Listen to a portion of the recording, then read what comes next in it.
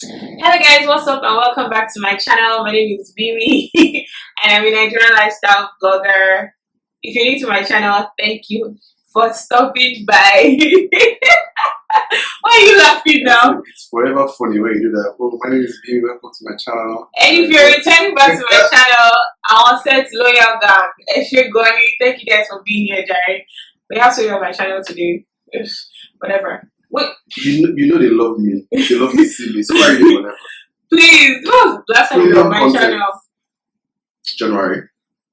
Oh, that wasn't so long ago. I thought it was a long time ago. Well, it's kind of like we're in March now. It's kind of like a long time ago compared to one time when we were actively on my channel. I mean, now he's forming busy. No, the thing is, as a superstar, you don't come on every time. You need to pick your moments to come on the show, you know. So don't worry, I'm here for you guys today. Whatever. Anyways, so today, guys, from the title of the video, you guys know that we this is a very highly requested video from people talking about godly relationships. And the thing is, it's not like I didn't want to make this video or we didn't want to make this video. It's just that we, how do you say it? We didn't want to look like we're creating standards or creating. I mean, we could create standards, godly standards is good, but I don't know how to explain it exactly. The thing is, when the danger with something like this is you say something and some people try to make it what the standard should be like. Meanwhile, everybody has their own relationship with God. Right.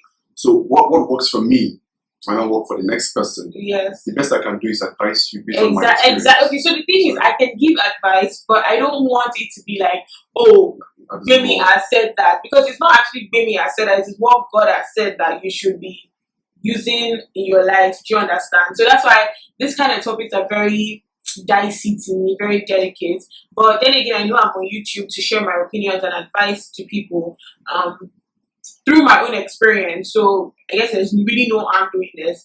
And then with that, I asked you guys to ask me specific questions, because if you just say godly relationships, it's vague. There's so many things to talk about. So I was like, you guys should ask me questions so we can narrow it down and know that, okay, these are the things we're talking about. And through your questions, we can be able to answer the questions and share our experiences, okay? Yeah. So if you know that you are about that godly relationships life and you want to hear from Toye and I's point of view, then just keep watching.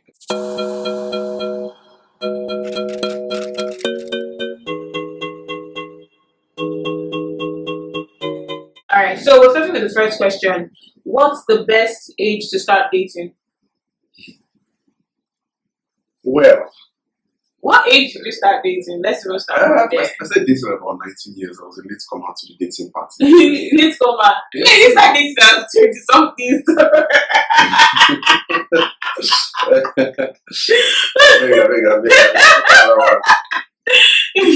By the time I was 19 and I started dating, it looked like I was a late comer because guys were already dating in secondary school, and in secondary school we were what? 13, 14, 15. So Toye was that nerd in school that did not I don't know how to put it. No, you look at girls. Let's just say girls did not look at let's just say my social life did not kick off until I got into uni. Until you got to uni. And even in uni, it's not like you had a social life.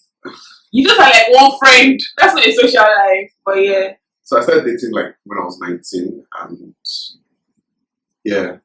Well, about talking about the perfect age to start dating. When I said as soon as someone is a teenager, you already have these hormonal changes in your body. You already start to have feelings and you want to explore them. There's nothing wrong with supervised dating from say when you're 15, 16. So you're going to supervise dates, Tishe? When I say supervised dating, I mean your parents should know. They should probably drop you. That's what I'm saying. So Tishe can tell you that she has a boyfriend at 15. That's no discussion. Don't be a hypocrite, though. That's not discussion right now. I'm just saying, I think that from your teenage years, say from 15, 16, you can start having supervised dating. Now, that's not to say, because the concept of dating is very misconstrued and warped. Now, dating is you hang out with somebody, you talk, you maybe have a meal, and go home. But now, when you say dating, everyone thinks of all the other things aside from the things I've mentioned, all the intimacies and physical things. But really, dating is about getting to know someone, and there's nothing wrong with getting to know someone from your teenage years. Yeah, that's what I was going to say. So if we're talking about dating, like our parents used to talk about courtship, I don't think there's anything wrong in dating from your teenage age and getting to know people better. It's because you're basically having interactions with people and you're starting to understand how people are. So the next question says, during dating, were you guys tempted, and how did you overcome it? And this person said leave them anonymous. So I guess it's good that we didn't mention people's names. Yeah, I guess. Okay, so during dating, were you guys tempted, and how did you overcome it? Awesome. That's not the first one. No, you know me. They mostly know me very well. So once in a while that you come, you will talk more than me. So talk.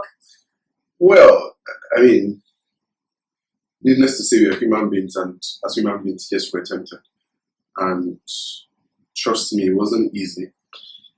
I mean, I think the only thing that really saved us from not doing anything or not having any premarital, what do you call it, intercourse or sex, was the fact that we decided from the get-go, like it was one of the very first things we decided on that we're not going to do until we got married.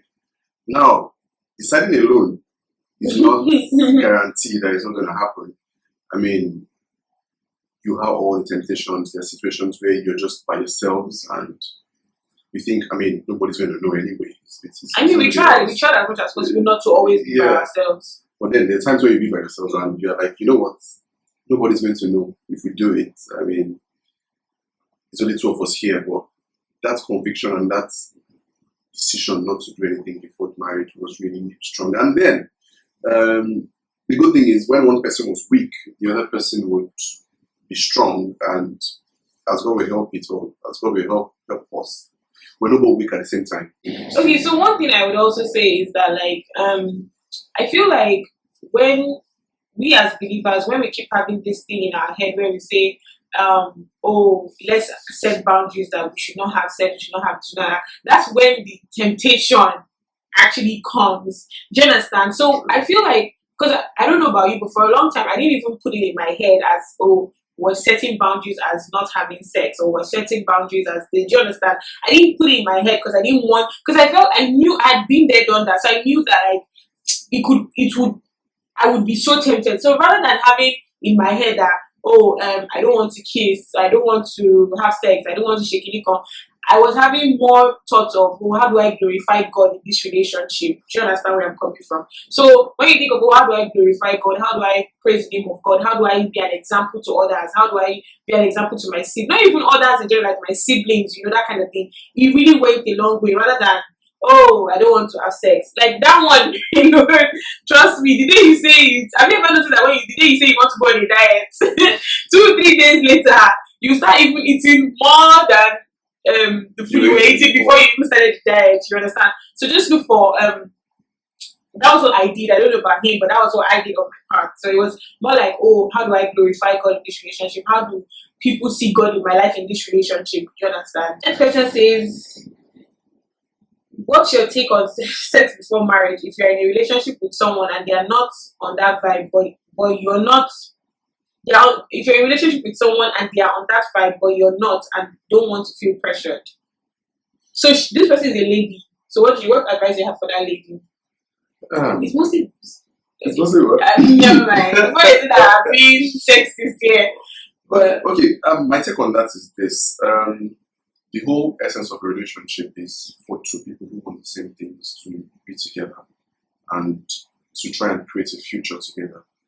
Now, I don't know what's the end or what's the plan to achieve with the relationship from the person asking the question, but if you really want to have a life together, then he should want what you want and you should want what he wants.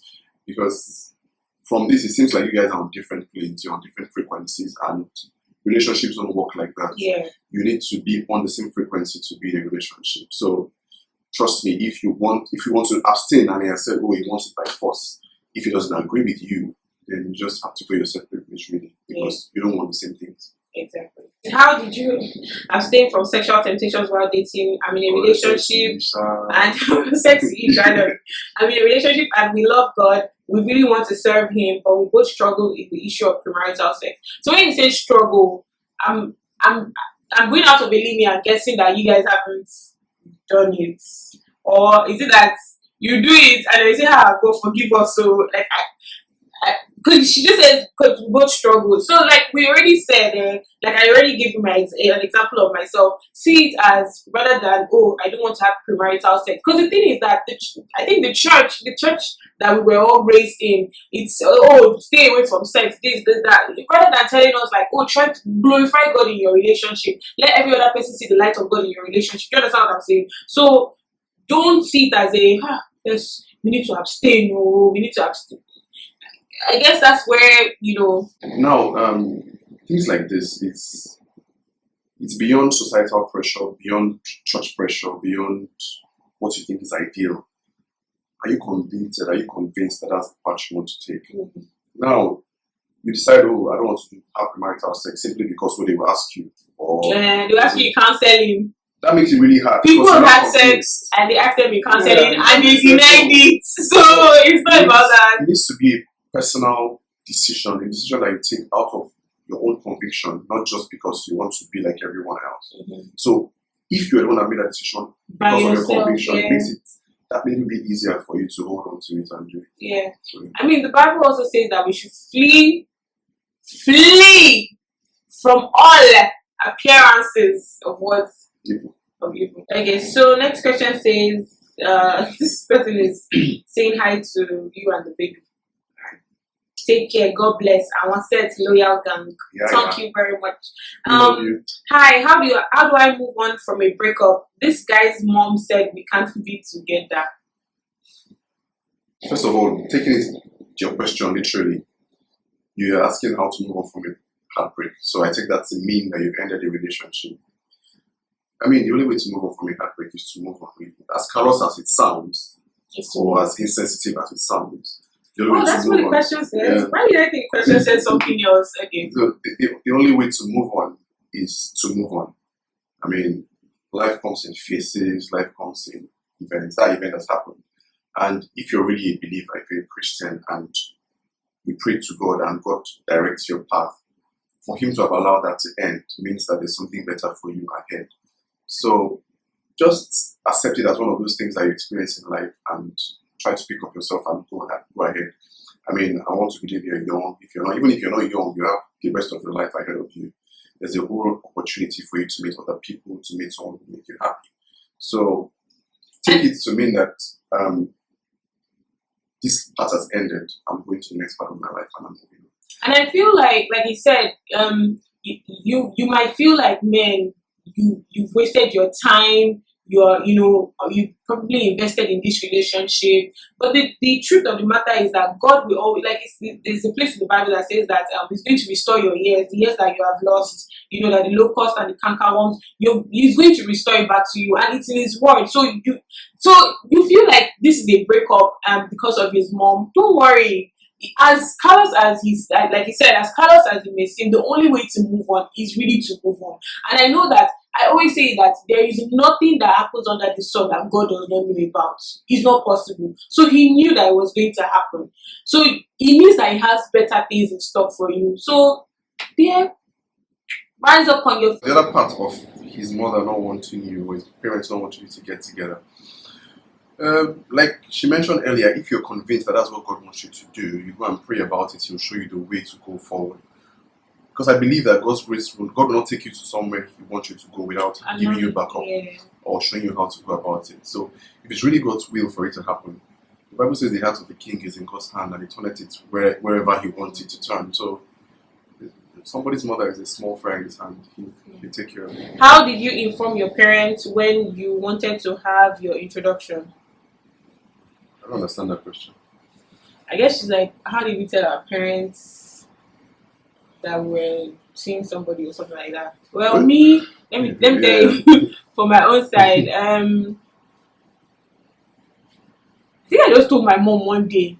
I mean, as usual, she was being my mom. Mom, you know how extra you can be sometimes. But yeah, she was being my mom, and I was just like, don't worry, Find the love of your life. That's not what I said. Not say it like that. I don't say I found love of my life. No, don't see me coming. I think she was just talking like I know you're gonna get married, because my mom gets to worry a lot sometimes. But this one was more of a she was just like, oh, I know you're gonna get married. I'm not worried. I'm not this. I'm not that. In my mind, I feel like it's also reverse psychology that she was doing. So I was just like, oh yeah, don't worry. Like it's fine. We were already dating for several months before I told my mom. And I just told her, I was just like, well, I have somebody I'm seeing. Just pray for us. And that was basically it. And then I think she told my dad, although my dad wanted me to officially tell him, and I did. And yeah, and the day, and she was like, oh, they need to meet his parents, and yeah. Yeah, but the day I met your mom for the first time was not a good day. Yeah. Oh my god. Okay. How did you meet my mom? The day he met my mom, we were coming back from work and we got into an accident. Accident, or we got robbed? We got robbed. Yes, we got robbed. We were in the car and we got robbed. Like, and this woman was shell shocked, so I had to take her home. I couldn't move.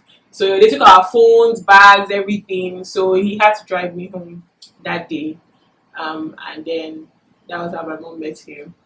Immediately she saw him, she knew she was Jai. She was like, oh, that's it. Yeah, well, first month of dating, I told my dad about her. Basically, I told my dad I found the person I was going to get married to.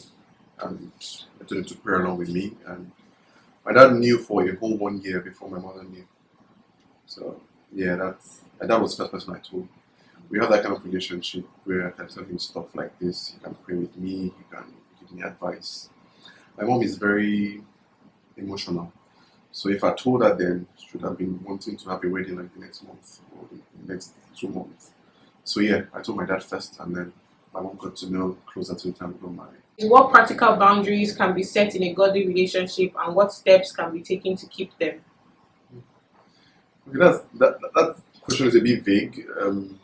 When you say boundaries as regards what? Boundaries as regards what you talk about, boundaries as regards visitation. Well, I guess what they mean is like, when you enter a godly relationship, what kind of boundaries should you set for yourself? So what are practical? Like, don't just be unrealistic. Like, what are realistic boundaries that you can set? Like, the two adults can set for themselves wanting to be in a godly relationship. I mean, at the end of the day, if I understand that question, just the question of do to each other what you want the person to do, or that person to do to you, really, because I'm not really sure what boundaries mean.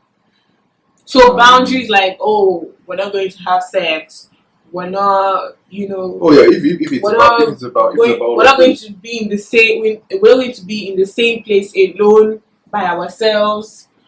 Okay, so I mean that's a function of your level of maturity, your level of spirituality, level of your relationship with God, level of your conviction, level of your strength to resist temptations. I mean, you know yourselves more than anyone knows you. So there's no point deceiving yourself and say, "Oh, I'm strong enough to avoid this temptation." And then don't put yourself in that situation, because this is flesh. Mm-hmm. This is flesh. Flesh is bound to happen. As much as possible, stay away from compromising situations, really, and you should be good. To Toyeshe and Bemi, respectively, what attributes do you think a godly man should show and a godly lady should show? For a godly man, I mean, I think when it comes to relationships, there's a tendency to over-spiritualize things, yeah? But my definition of what a godly man should be like is one who should have respect for his partner. He should fear God.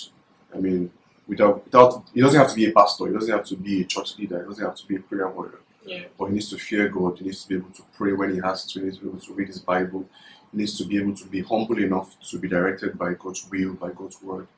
And how will you not be humble to be directed by God's word? I mean, we're in the generation where everybody is trying to outdo themselves. Oh yeah, true. Spirituality doesn't make sense anymore. Exactly. You need to be humble enough to listen to God's word, to listen to advice, to do things according to the word of God, to have a personal relationship with God, really. So the summary is for a godly man to have a personal relationship with God, where God directs everything that he does, really. So yeah.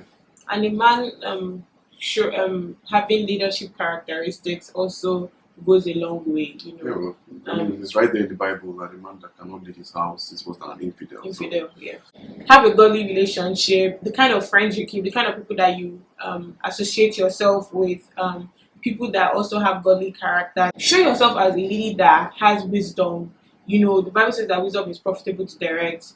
That has wisdom, like in the things you do, in the decisions that you take, like, you know, that kind of thing. So showing the attributes, it doesn't really even guarantee that the person is godly. So if you're trying to watch out for some of the attributes we just said for you to determine that the person is godly, you might miss it. Because like I know so many people that they pretend a lot, like a lot, pretend that you go to church, you know, raise up holy hands with the sister or the brother, and by the time they get into the relationship, Jesus is gbasgbos. Yeah. Serious one, no, not, I'm not even joking, serious. Ijaleni Jalola. Hi Bemi, how have you been? What kind of questions should be asked before you start dating someone? Okay. Hi, I've been good. The person is trying to ask what kind of questions should you ask your spouse before dating? Well, the person you're in a relationship with. Well, the person you're intending to be in a relationship with. I think we should do a whole video on that because there's a bunch of questions there's to a lot ask. of things you have. Yes. I mean, for example, there are different areas of life. There's your career, there's your finances, there's so basically family. just list them like that, then we can make another video to expand on that. Yeah. So there's career, there's family. At least the questions we ask. Yeah, there's education, there's where do you want to stay, how do you want to spend your life, how many kids you want to have, what church you want to go to, if you're Christians, what kind of family do you come from, your parents, you need to know each other's backgrounds and all of that. So it's a whole lot of things. We should make another video on that, because all these questions you just asked, like we legit talked about those questions. Like we asked ourselves those questions and we had answers. We didn't do all those when we get to that. Let's see how it is, or when we get to that line, we'll cross it. No, we didn't do that. And you know, these days we see people in relationships, and when we're just talking about like some of our friends or some people that we know, and maybe something that happened, the first question we always ask ourselves is, did they not discuss this while they were dating? Like we always, because like if you ask Toyishi and I how many kids we want to have, we know. How much space do we want between them? We know. We're on the same page with that. Oh, where do we want to live? We know. Education wise, what do we want to do? We know. What are our goals in career? We know. What are our families like? What are our plans for our families? We know. So it doesn't come strange when, you know, something happens or somebody wants to do something. It's not you not tell me that one. Oh, no, like. Also, you need to know that you can't ask all those questions in one day. Oh no. You never stop asking these questions. The more you know the person, the more questions you have to ask. Every time something comes up, ask and clarify. Yeah, I remember that when we were dating, there were several times, you don't know this, but there were several times that maybe the discussion will be going on in my office or something. I'm like, I wonder how Toyishi feels about this. So whenever we meet, even if I know I will forget, I write on my phone. So I just have to play with my phone, and then I'm like, so what do you think about so? Or maybe like things happen, I just throw scenario questions in, like let me know where his head is at. Like let me know that, oh, if you feel like this person should have done this, then I don't think I want anything to do with you. Do you understand? So try it, yeah. Keep it pass 100% though, but 70% still pass mark in Nigeria. 70% still pass mark in Nigeria. So that's why we American standard la fellow or fail monokai. I've been hearing about the different girls my guy has been hanging out with, but I don't want to ask him. What if they are just friends and I usually have similar dreams about it? What should I do? Ask him. Girl, ask. That's the simple question. See, have you seen this fine face? You see this fine face? I used to tell God I don't want to marry a fine man because I don't want to go through things like this. Because I used to feel like I didn't want to confront whoever I was in a relationship with, like, who is this girl or who is that guy? What? Ask him. You should ask. I have asked several times, so ask him, please. You should ask, because that's the only way you know. Yeah. You don't want to go about living in suspicion, thinking of what's he doing, what's he not doing, and then you're not enjoying your relationship. Do you guys ever worry about any of you cheating? This question is kind of related to the previous question in some way. Now, the foundation of every relationship should be trust. So if you trust your partner enough, you don't go about. It's not your partner. Do you worry about me cheating? Because I worry about you cheating. What about us now? Okay. Don't be philosophical about it. I don't worry about her cheating. I don't worry about her cheating because I trust her absolutely. There's no reason for me to think that she cheats actually. So yeah. Same here. Same here, really. After all the grammar, same here. You guys can see she knows how. No, I mean same here. Nah, and honestly, like I absolutely trust him. Please, I need help with this. I know I want a godly relationship and a godly guy, but when I meet the supposed godly guy, or rather get close to him, I still find ungodly stuff as regards to his attitude and behavior. I want to please ask: are godly relationships only a dream these days? But there is that one godly man who is my right partner, because it's beginning to look as though I am asking for the impossible. Let me just start by saying there are godly men out there, because you're asking the question that is it a dream? It is not a dream, my sister. Like it's not a dream. There are godly men out there. I married one, my father is one, my brother is one. That's 3 already, or even though they are all thinking.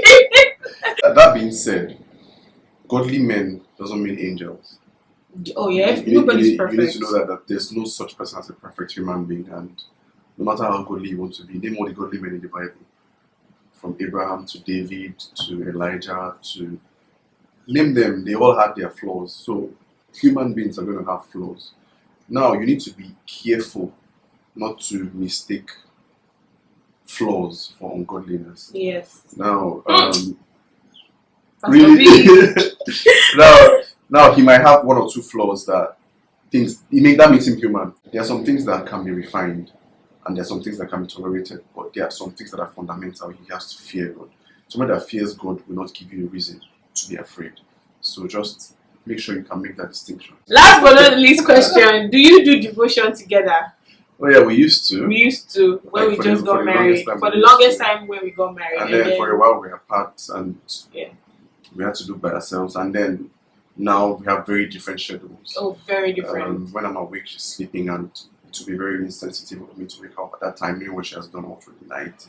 So we'll get back to doing it together after a while. But right now, where we are right now, it's where we are right now. We have different timetables. And then I also feel like where we are right now, like I feel like I don't want you to hear what my prayer points are, you know, because I mean most of it are for you. So I just don't want, do you understand? So I think we're just in a good place right now. But for the longest time, we were doing devotions together. But now, Tisha came and our lives have just been a roller coaster. So that's it. That's all the questions that you guys asked us. I'm so happy that we've got to do this. I hope it's not too long. Yeah, I hope that it helps someone answer somebody's questions. I hope it helps someone get clarity that they're looking for. Because like we said at the start, we don't have the answers. We can only tell you things from our own experience. Mm-hmm. Then you then need to look at your own peculiar situation and make decisions for yourself, because nobody understands your situation more than you. Mm-hmm. And I find that many people are always asking questions to answers they already know.